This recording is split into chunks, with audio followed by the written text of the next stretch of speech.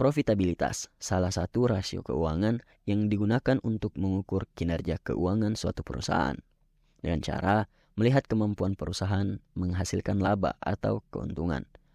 Ada beberapa indikator yang dapat kita gunakan untuk mengukur profitabilitas suatu perusahaan. Di antaranya gross profit margin, net profit margin, return on asset, return on equity, return on sales, return on capital employed, dan return on investment. Namun, pada video kali ini kita hanya akan membahas dua indikator profitabilitas yang paling sering digunakan, yaitu return on asset dan return on equity atau ROA dan ROE. Seperti namanya, untuk mencari return on asset adalah dengan cara membagikan laba bersih dengan total aset perusahaan. Sedangkan return on equity yaitu dengan cara membagikan laba bersih dengan total ekuitas. Itulah rumus mencari ROA dan ROE. Biar lebih paham, langsung saja ke prakteknya. Di sini sudah ada laporan keuangan PT Indofood Sukses Makmur Tbk atau INDF tahun periode 2022.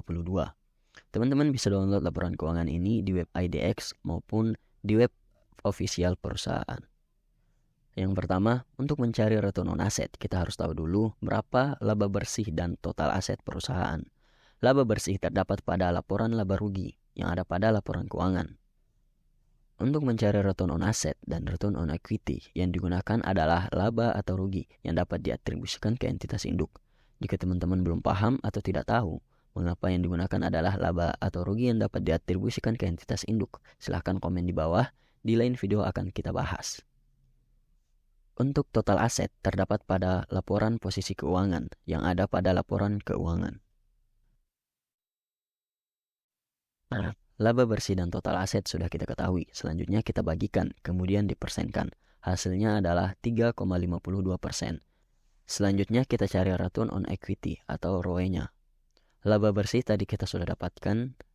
Sekarang kita cari jumlah ekuitasnya yang juga terdapat pada laporan posisi keuangan. Sama seperti mencari laba bersih, jumlah ekuitas yang digunakan adalah jumlah ekuitas yang diatribusikan kepada pemilik entitas induk. Selanjutnya kita bagikan laba bersih dengan ekuitas dan dipersenkan. Hasilnya adalah 11,81%. Jadi ROA perusahaan PT Indofood pada tahun 2022 adalah 3,52%. Sedangkan ROE-nya adalah 11,81%. Nah, seperti itulah cara mencari ROA dan ROE pada laporan keuangan perusahaan. Untuk teman-teman yang ingin melakukan penelitian, khususnya mahasiswa, terkait ROA dan ROE, kami sudah siapkan file Excel beserta formulanya. Teman-teman bisa download link in bio. Pada file Excel ini, teman-teman tinggal memasukkan data yang diperlukan, seperti untuk mencari ROA, yaitu laba bersih dan total aset, maka otomatis akan muncul hasilnya seperti ini. Begitupun pada tabel ROE, teman-teman tinggal masukkan laba bersih dan ekuitas, maka otomatis akan langsung muncul hasilnya seperti ini. Hasil perhitungan ROA dan ROE tadi juga akan muncul pada tabel ini. Jika seluruh data sudah diinput, maka data ROA dan ROE sudah bisa digunakan untuk diolah menjadi kerupuk